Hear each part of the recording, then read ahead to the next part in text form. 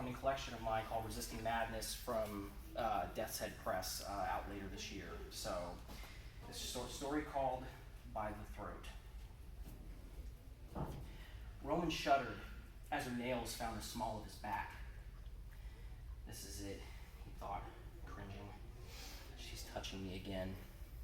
In a terrible lapse of memory, he'd forgotten to wear his shirt to bed, the one with the high collar.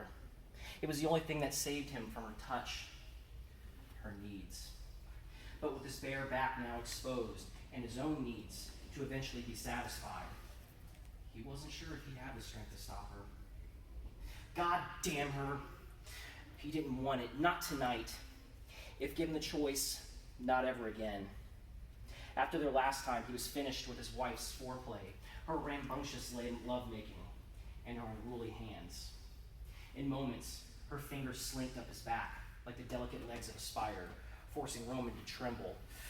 Oh God, she's almost there. Then abruptly gag. God damn it, Roman! Gale yelled. Roman nearly cried tears of joy when the fingers left him. He curled up. You weak piece of shit! Tossing aside the covers, Gale threw herself out of bed, as angry as he'd ever heard her. This is absolutely ridiculous. Do you hear me? Ridiculous! Roman wanted to scream, to lash out. She knew better. She knew his weakness from day one, but did that ever stop her? Had it ever stopped anyone from touching his throat? The doctors called it negaphobia, the fear of suffocation and choking. Roman called it his ruin. But his trepidation of rough fingers around his throat was not unwarranted. There was a time in his life where a much younger Roman spent his days playing records and kicking bullfrogs around the creek behind his house. The sun seemed so much brighter back then, the nights far more peaceful. The nights before Cammie, his adopted sister, used his neck as a stress reliever. For years, his older sister tortured him, bringing him closer to death than the night before. Even years after she had died from a brain aneurysm, the memory of her voice still brought him to tears. How long can you hold your breath? Does that hurt? Does it? Don't scream, little boy. Don't you dare fucking scream. And that was only the beginning. What his sister had started, Roman found no end. As a child, he was constantly terrified for his life, overly aware of the space between his chest and his head. He had trouble sleeping for fear of Cammie's hands, and to have his head lying back, neck exposed, was completely out of the question.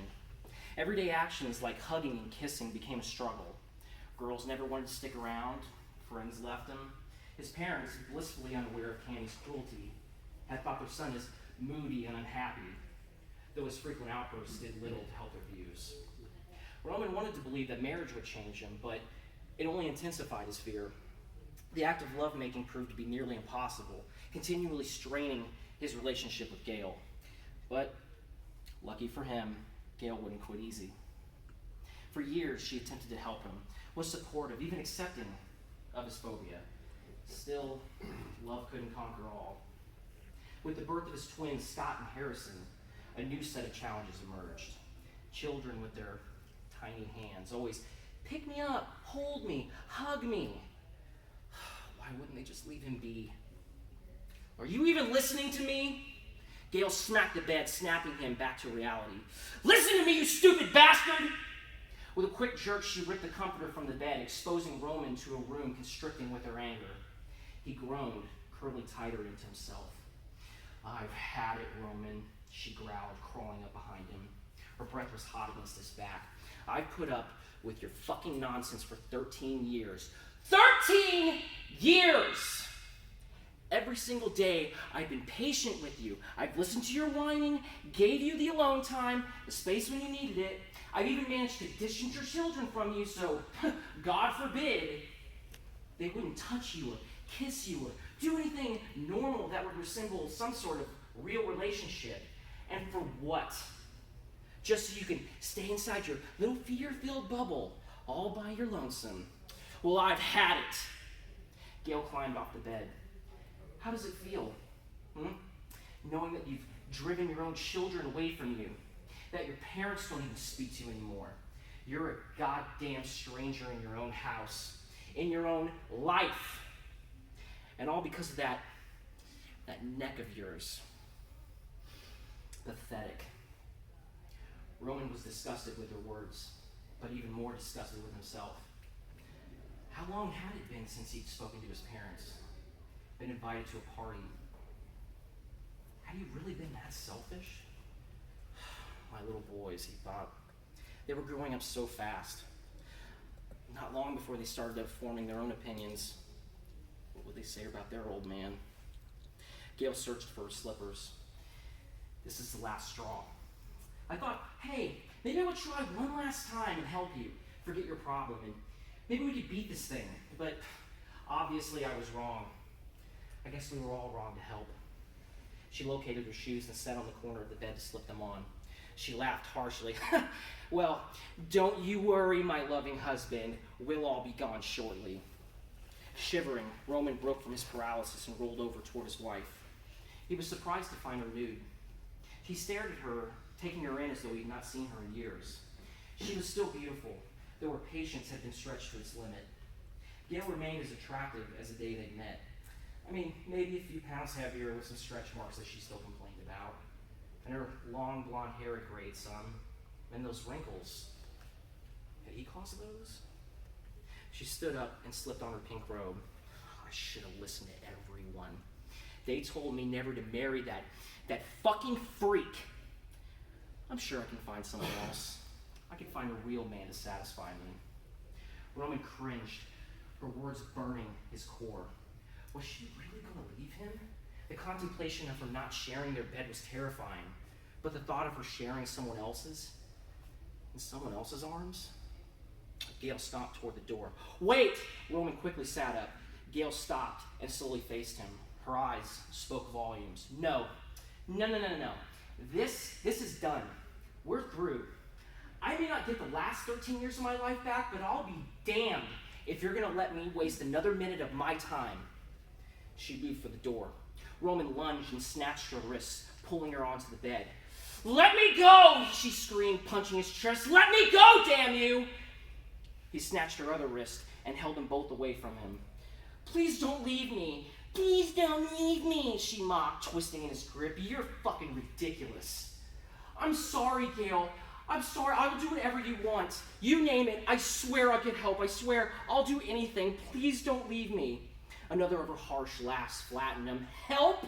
We've been trying to help you for years. And all you do is collapse deeper into yourself.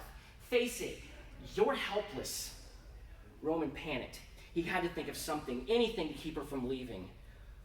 Who else would have stayed this long? There has to be something I can do, Gail. Something to make you believe in me again. Gail sneered. Roman, there is nothing in this world. Before he could turn back, Roman quickly lifted her hands and placed them around his neck. Gail gasped and immediately stopped struggling. Dropping his grip, Roman's eyes stayed tightly shut, wondering, what have I just done? His entire body quaked, stomach clenching, neck bobbing. Several seconds passed before he could finally manage to breathe. Though his eyes were kept tightly shut, he could only imagine Gail's stunned expression. Keep breathing, keep breathing, keep breathing. He counted every finger around his throat from 1 to 10 and back again, over and over and over. But nothing happened. For the first time in his life, Roman felt something strange. Something like happiness. True elation as revelation. She wasn't there to hurt him. Maybe no one was. Roman sighed and slowly relaxed against her hands. Though his fears were far from over, this was surely the beginning of something wonderful. The first big step to the start of a new life. Things could only get better from here. After this, no one could hurt him. Roman opened his eyes. Tears fell down his cheeks. Gail's wide stare was glued to her hands, her mouth in a small O. Almost lovingly, her thumb stroked his Adam's apple. She was just as surprised as him. He knew it. He managed a shaky grin. Gail looked up, and her eyes narrowed as she gave a small, wry smile and began to squeeze.